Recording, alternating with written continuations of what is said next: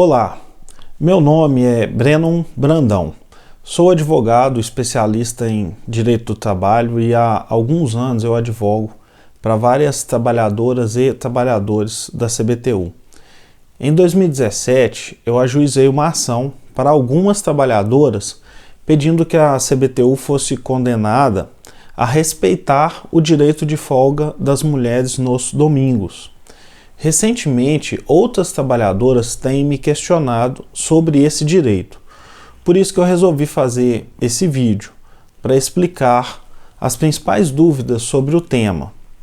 Então, para você que está assistindo ter uma noção sobre o que eu falarei, eu separei as seguintes questões. Primeiro, qual é o direito que está sendo desrespeitado? 2. O que pode ser pedido no processo? 3. Quais as vantagens e desvantagens da ação? 4. É possível calcular previamente o valor que poderá ser recebido? 5. Qual a chance de êxito, ou seja, de ganhar a causa? 6. Compensa ajuizar a ação individual ou é melhor a ação conjunta? 7. Se perder a causa, a trabalhadora pode ser condenada a pagar alguma coisa? 8. Como eu cobro os honorários? 9. Se tem prazo para ajuizar a ação? E 10. Quais os documentos necessários para fazer essa ação? Bom, para começar, a primeira questão é entender sobre qual é o direito que está sendo desrespeitado. As empresas que têm autorização para funcionar aos domingos, elas são obrigadas a organizar uma escala de trabalho mensal e divulgar isso para os seus empregados, conforme o artigo 67 da CLT. Nessa escala mensal, deverá constar uma folga em cada semana para todos os trabalhadores e, para o caso das trabalhadoras, ou seja, as mulheres, a folga deve acontecer no domingo quinzenalmente, ou seja, domingo sim, domingo não, de acordo com o artigo 386 da CLT. É preciso entender com clareza que a lei obriga que o mínimo seja uma folga por semana. Portanto, é possível a empresa conceder mais de uma folga por semana, mas não menos que isso. Então, as empregadas e os empregados nunca podem trabalhar mais do que 6 dias seguidos, pois isso equivaleria a ficar uma semana inteira, ou seja, 7 dias sem folgar. Eu estou mencionando essa regra do descanso semanal para você entender que, quando houver folga no domingo, a próxima folga deverá acontecer no máximo até o próximo domingo, que será o 7º dia após a folga. Isso significa que ou a empresa deverá garantir folga em todos os domingos, ou deverá conceder uma folga extra na semana anterior ou posterior ao domingo que houve folga, de forma que a trabalhadora folgue sempre um dia numa semana e 2 dias na semana seguinte. Se você fizer as contas usando um calendário, você verá que, para dar folga domingo sim, domingo não, e respeitar o direito de não trabalhar mais de 6 dias seguidos, necessariamente a empresa terá que conceder uma folga a mais em uma de cada 2 semanas. Isso então é o mínimo que as mulheres têm direito em termos de folgas. O que pode ser pedido no processo? Após demonstrar com os cartões de ponto que a CBTU não respeita o direito de conceder a folga domingo sim, domingo não, é possível apresentar 2 pedidos. O primeiro é que o juiz obrigue a CBTU a respeitar o direito das trabalhadoras de folgarem domingo sim, domingo não, e que a CBTU elabore escalas que proporcionem às trabalhadoras uma folga aos domingos a cada 15 dias. O segundo pedido é o pagamento em dobro de um domingo, sempre que a trabalhadora tiver acumulado 2 domingos seguidos de trabalho. Isso dá uma média de pelo menos um domingo em dobro por mês e conta os últimos 5 anos antes do ajuizamento da ação. E também todo o período posterior ao ajuizamento da ação, até que a empresa efetivamente passe a respeitar o direito de folgar domingo sim, domingo não. Se for do interesse da trabalhadora, é possível fazer só o pedido 1 ou só o pedido 2.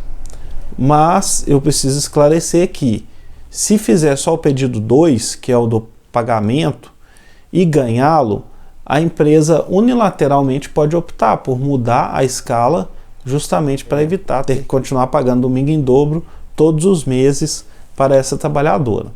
E quais as vantagens e desvantagens dessa ação? As vantagens são claramente a diminuição do trabalho em domingos e o recebimento em dinheiro das dobras dos domingos que foram trabalhados irregularmente. A análise sobre desvantagem, eu acredito que é de cunho pessoal. Eu já ouvi algumas trabalhadoras preferirem manter a escala atualmente praticada pela CBTU, por achá-la mais vantajosa. Também já ouvi uma trabalhadora dizer que, se as mulheres trabalharem menos vezes nos domingos, os trabalhadores, homens, serão prejudicados por terem que trabalhar mais vezes nos domingos.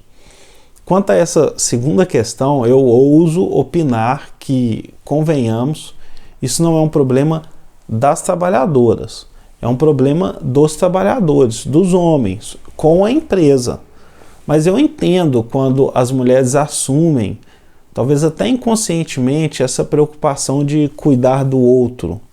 Eu estou fazendo essa ironia porque o tratamento diferenciado para as mulheres nessa questão do trabalho aos domingos, ele existe justamente para dar um pouco mais de equilíbrio na desigualdade que a maioria das mulheres sofrem quanto aos deveres de cuidado com a casa, os filhos, os seus parentes doentes e idosos. É comprovado por diversas pesquisas que as mulheres dedicam muito mais tempo a esses deveres de cuidados do que os homens. Além disso, não há nada que impeça os homens de se mobilizarem e pressionarem a empresa para desconceder folgas dominicais em situações semelhantes às mulheres. O que não é certo é a condição das mulheres ser piorada para nivelá-las com os homens. A lógica do direito do trabalho é justamente o contrário. Os direitos e condições de trabalho devem ser melhorados constantemente. E de toda forma, eu quero que fique bastante claro que a análise sobre o que é vantagem ou desvantagem é uma prerrogativa exclusiva de cada trabalhadora. E, obviamente, cada uma tem total liberdade para decidir se quer ou não ajuizar a ação. A próxima questão é se dá para obter o cálculo prévio do valor da dobra dos domingos já acumulados. Sim, se você obter todos os cartões de ponto e contra-cheques dos últimos 5 anos, um contador ou contadora especialista em cálculos trabalhistas poderá sim apurar o valor devido em relação a esses 5 últimos anos. Mas lembre-se que, enquanto a CBTU não mudar a escala, ainda estará acontecendo o acúmulo de dobras de domingo, ou seja, o valor certamente será maior que o cálculo dos últimos 5 anos. E quem se interessar em obter esse cálculo, eu posso indicar uma contadora e vocês deverão combinar com ela quanto ela vai cobrar para fazer isso. Eu não tenho nenhuma participação nos honorários da contadora, eu apenas indico uma profissional que eu conheço e confio. E qual que é a chance de êxito, ou seja, a chance de ganhar a causa? Nesse caso, as chances de êxito são muito boas. Isso porque o texto da lei ele é bem claro. Ao cravar que, havendo trabalho aos domingos, tem que ser organizada uma escala de revezamento quinzenal, favorecendo o repouso no domingo. Não tem muito tempo que o TST julgou casos específicos sobre esse direito e confirmou que efetivamente as mulheres têm sim o direito de folgar, domingo sim, domingo não. Após esses julgamentos do TST, a tendência é que os juízes da primeira e segunda instância respeitem o entendimento do Tribunal Superior. Entretanto, se algum juiz decidir em sentido contrário ao TST, haverá a possibilidade de recorrer até o próprio TST, com chances plausíveis de conseguir a reforma da decisão. Afinal, o TST foi favorável nos últimos julgamentos. Outra coisa, compensa ajuizar a ação individual ou é melhor a ação conjunta, que a gente chama de plurima?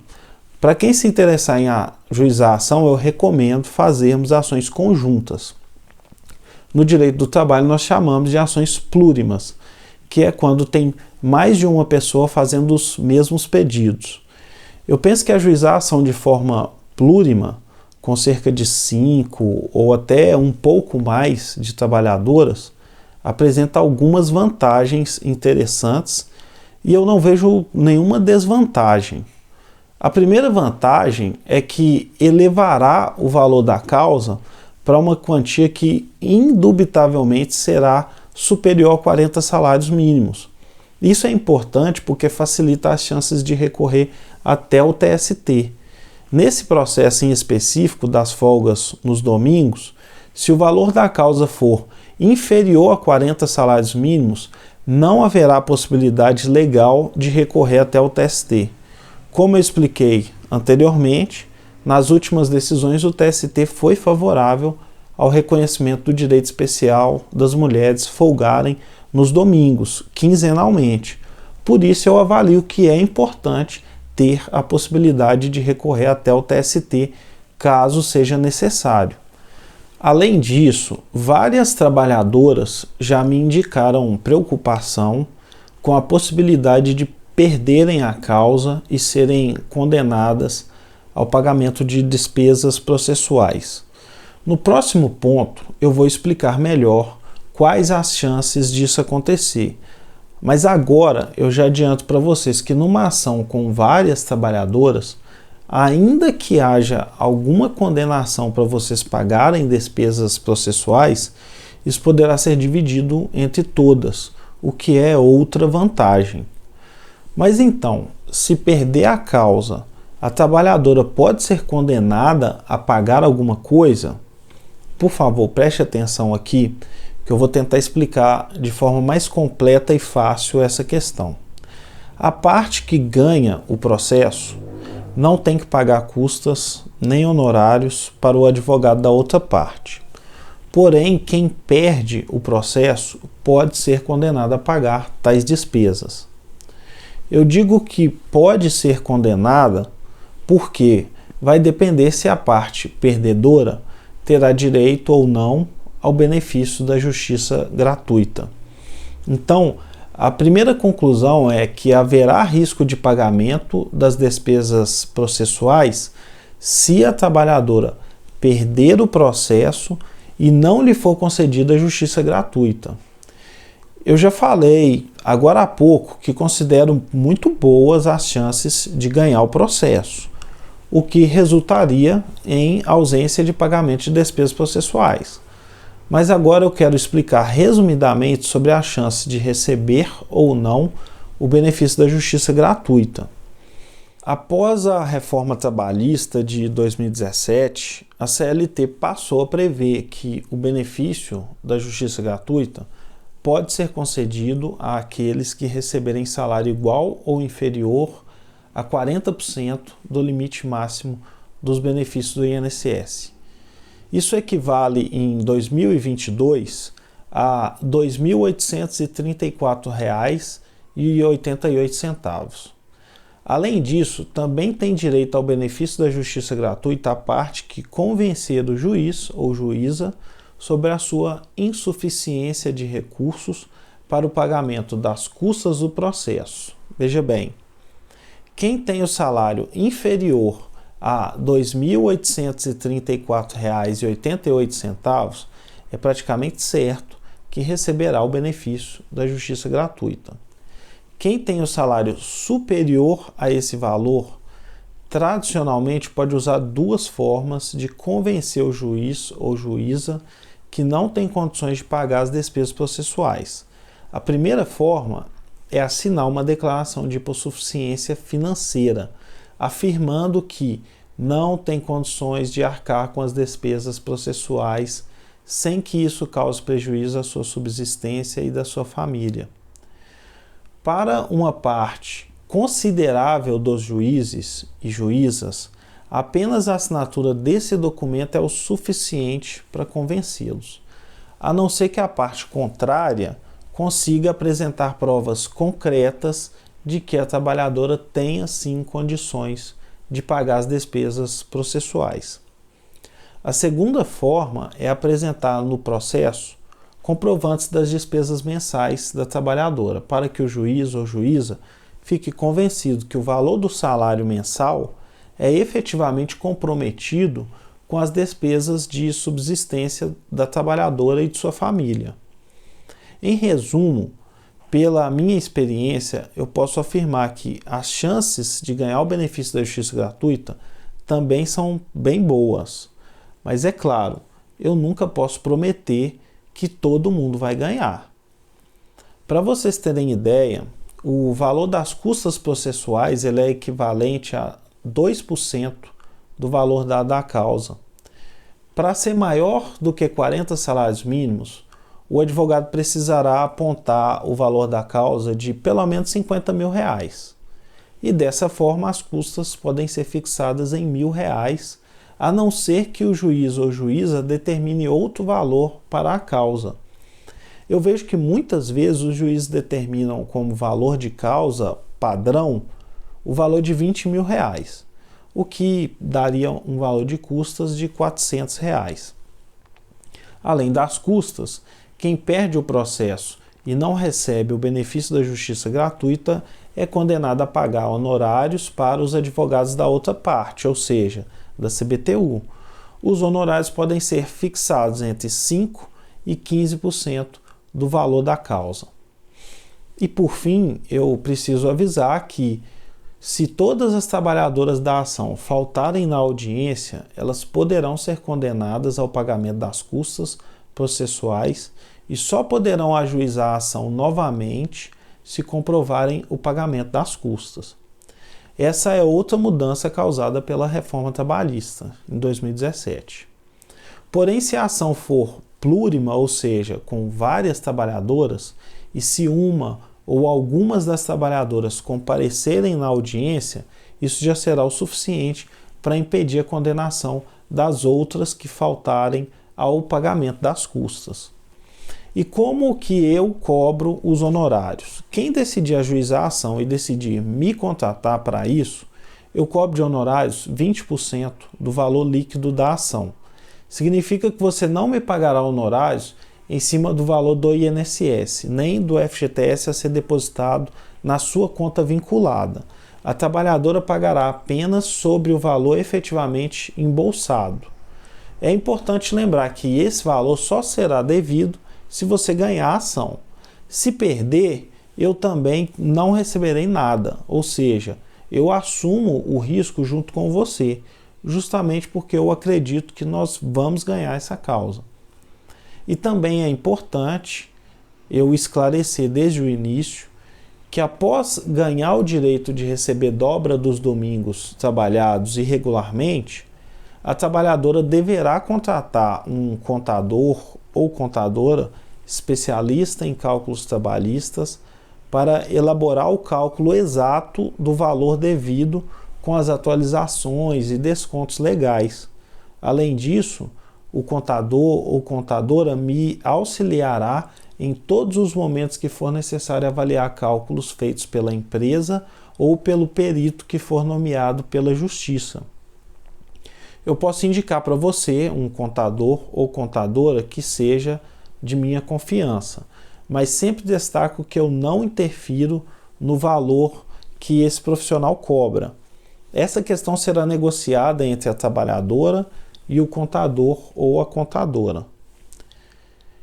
Outra pergunta: tem prazo para ajuizar essa ação? Não há um prazo para ajuizar a ação. Entretanto, o direito de receber o valor dobrado dos domingos irregulares só retroage até o limite de 5 anos.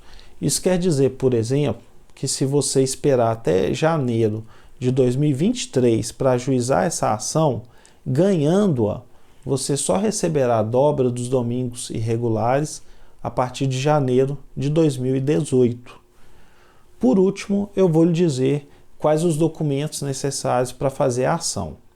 A princípio, eu vou precisar dos seguintes documentos: procuração assinada, declaração de hipossuficiência assinada, contrato de honorários advocatícios assinado, cópia de documento de identidade com o CPF, cópia de comprovante de endereço, cópia da carteira de trabalho, as páginas com foto, qualificação e todas as que contenham anotações da CBTU, cópia do contrato de trabalho, cópia dos contra-cheques ou ficha financeira dos últimos 5 anos, cópia dos cartões de ponto dos últimos 5 anos.